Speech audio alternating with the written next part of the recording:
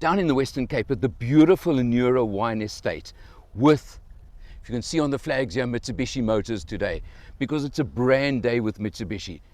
Thato Magasa, MD of Mitsubishi Motors South Africa. Thato, thanks for bringing me down to Cape Town again. Thanks for coming, Alan.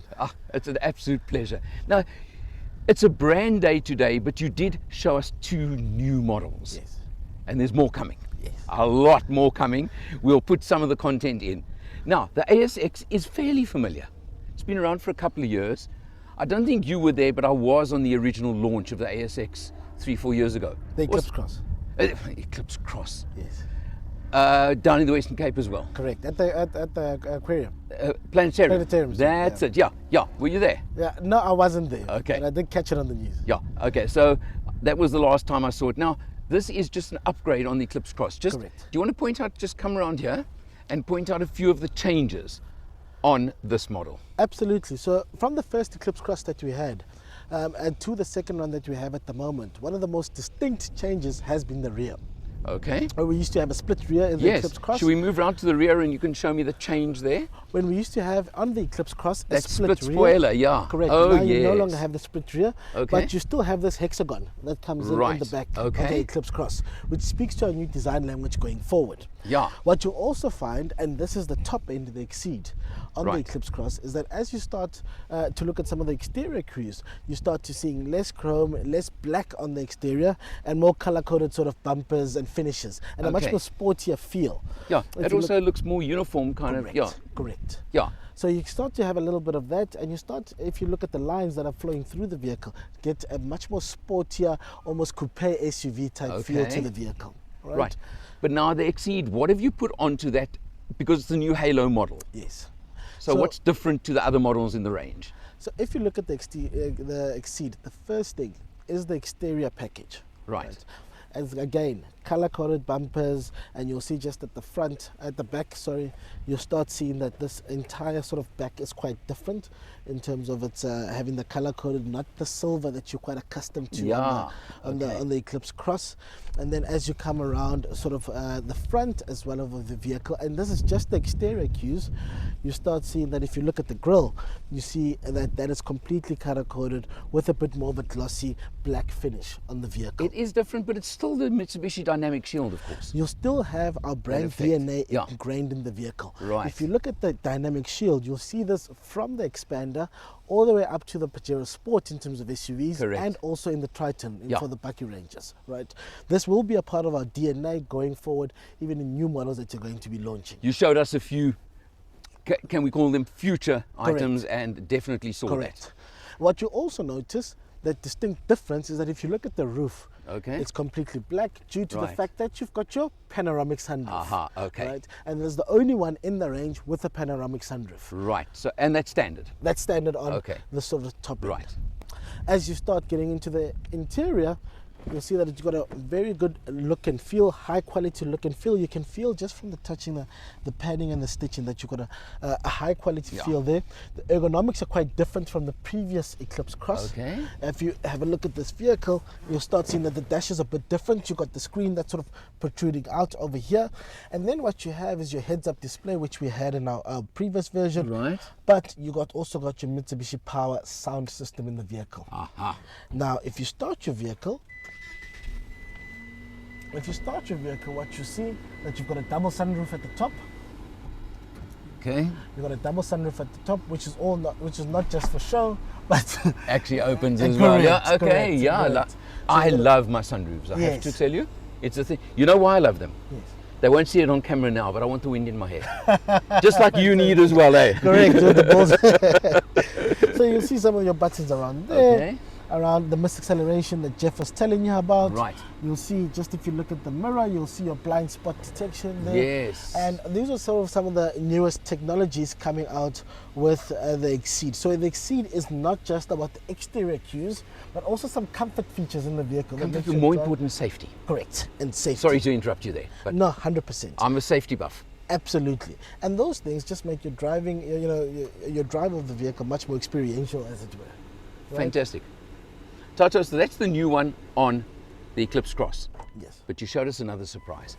Let's go and look at that. Perfect. from a strategic point of view, there's a little bit of insight that I'd like to share. So I think it goes without saying that when you're launching your product, you clearly need to understand your market, understand the consumer, understand the market trends. So that goes without saying. But really what we've executed on over the last year and a half is understanding what the market wants, ensuring that we introduce models that feel desirable, but also, as I said before, around affordability is making sure that our range is now more accessible than ever before. And that really will underpin and will continue to underpin how we win from a market share perspective moving forward. So to give you an example, last year we introduced the new model year of Expander, a new front face, certainly with more SUV DNA injected into the vehicle. Not only was the ground clearance improved to 225 millimeters, but certainly from a design perspective, feels a lot more SUV-like than it did before, even though it still remains an MPV form factor.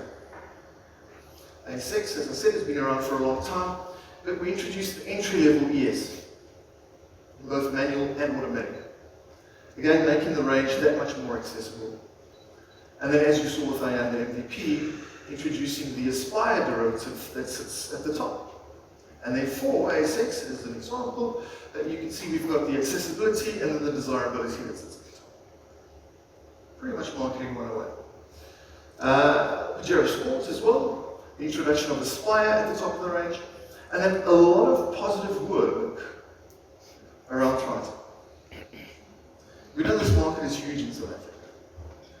We know we have a massive opportunity here to perform. And we've introduced some very interesting models that have not only made Triton more accessible, but have made it more desirable. So if we take a look, a little over a year ago, we had about 5 derivatives in the Triton range. And that's grown over the last year and a bit to the introduction of the single cab GL workhorse, the double cab GL workhorse, opening up extremely to 4x2 guys as well. Again, that affordability, where people now can have the look and not necessarily have to sacrifice that amount of money in terms of the drivetrain.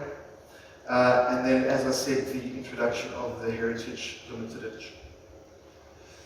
And we have some exciting news for Triton.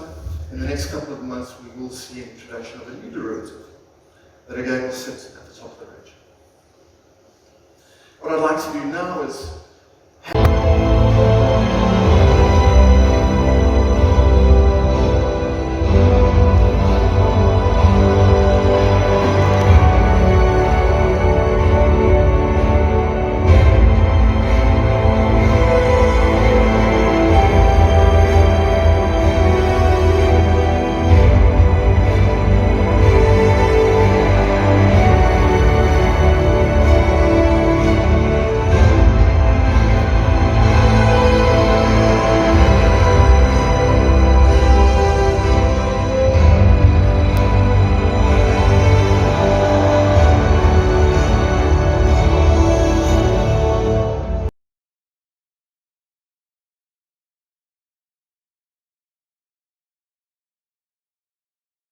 We said there was something else, and something pretty special. Yes. What are we standing in front of right now? What you're standing in front of is a multi-award winning all-new Outlander. In North America and some of the other regions in which it's been launched, such as Australia, New Zealand, it's been one of the best performing vehicles for the brand. This is, of course, the new Outlander.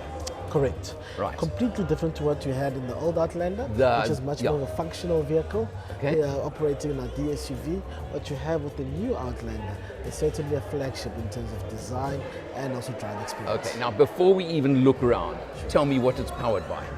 2.5 litre engine. 4-cylinder? Yes. Petrol? 4-cylinder petrol engine, 2.5 litre as I mentioned, 8-speed box. It really comes across a very smooth drive. Wow, okay, let's take a look around the side of the vehicle. Let's come this way. Yes. I mean, you can see it. You know, I tested the old Outlander a couple of years ago. It's grown, that's for sure. Yes. I mean, In size, not that Much it's the bigger. same category, I would say Pajero Sport size almost. Almost. So what you're Yeah. seeing is a city SUV more than your ladder frame Pajero Sport, which was a much more off-road SUV. Right. But certainly holds our DNA in terms of its all-wheel drive capability. But you should never forget, we Yeah. still have our strong all-wheel drive capability. And you've got different drive modes in here, from Right. Eco, normal, tarmac, snow, mud. You Wow. can really play around with this vehicle quite a bit off-road as well as then on the road as well. Open the door, let's have a look. Okay. Okay, I'm seeing already your quilted leather, So you'll see the quilted as you leather said, the coming quality, across. the top end. Top end, you'll see seat memory coming across. Okay. Right, you'll see a lot of that technology coming across. You'll see high padding on the sides as well. You'll see the steering wheel is different to what you're accustomed to before. In terms of all new Outlander, your digital cluster screen in the middle, and a very large screen as well in the interior as well. Then you can see, just if you look at the ergonomics, that it comes across with a very clean finish in Yeah, the front. it's a very flush look, isn't it? Very clean Yeah. finish in the front, and of course you've got all your bells and whistles here in terms of dual aircon and rear aircon, by the way, for the rear passengers, with temperature control as well in the rear. Now, as is well. this a 5 or 7 seater? It's a 7-seater. Okay. But the big benefit about the 7-seater, Right. most 7-seaters are accustomed to, Yes. you really don't have a third row. Right. Now with the all-new Outlander, what you'll begin to see is that you are able to move your back seat, front and back. Aha, so it's to got the create sliding facility to adjust sliding legroom. facility to adjust for legroom at the back. Okay. Can we Right. pop the boot here, or is there Absolutely. room to do so? Yep, should be. Just get out the way. Again, Yeah. kick sensors on the boot as well as one touch open. Aha. And then you've got obviously then your fantastic boot space Yeah, there. okay. And you can then So open it's up your... typical of a vehicle of this type. Lots of boot spaces, 5-seater with a massive boot. Obviously, for obvious reasons, not that massive as a 7-seater, but that's standard in this market. Yes. So this is Okay. a 7-seater. Seats can come up and give you a lot of leg room in the back Right. seats as well. Yeah. Whereas some other 7-seaters, you can only tilt sort of the, Correct. yeah.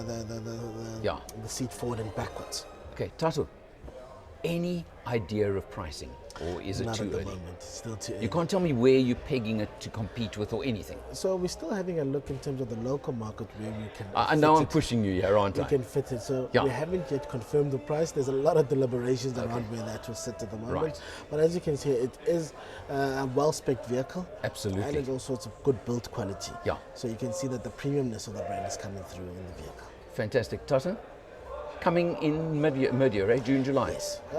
Probably by May, June. A bit Okay. earlier actually. All We're right. planning to launch it a bit earlier. Okay, and Blackie said in front of you, I'm number 1 on the list for test car, eh? You heard that? Yes, I did. Okay, so it's on the video too now, all right. Fantastic, man. Thank you so much. Thank you. Thanks for having me here today, Thank bringing me you. down. And I'm going to see you soon again, I think, aren't I? Sure. Okay, well, We'll see a lot more of each other. that's the important part. Thanks so much for your time. Thank you, sir. From me, Eleanor, behind the camera yet again, for Motor Matters, you'll see me probably next time. Okay, well, it's time for some driving now and being on the road for a change. I'm being driven by my friend Doza Mbeti from Doza Drives, eh? Yes, sir. How's it going? How's it going, Alan? How's it, man? Thanks for driving me now, Doza. You had to put up with my driving a bit earlier. Which was fine. Thank you. Okay, I like that. I'll pay you now, okay? I think it's you who should be worried. We're heading back now and we're in the Triton Extreme, which is a Mitsubishi Triton. The Extreme just means a bit of a body kit and a few other things. So it's just a special edition, I think we can call it, right? Yeah. Yeah. Body claddings. Yeah. I don't think there's much on the interior that's different. No. But it looks mean, I can tell you that from the outside. I can't show you that now, but I can tell you that. But look, it's still got the same 2.4 engine, 130 kilowatts, I think it is. 133. Yeah, 133. Thank you very much. You're 100% right. Thanks, Doza. 430 Newton meters. Correct, yeah. So it's got enough power. I mean, it certainly handles nicely, goes well. 6 speeds, torque converter auto. So it's got everything you want in a nice bakkie, bordering on the leisure bakkie category, I'd call it. And you can see it's smooth on the highway. That's the important part, isn't it?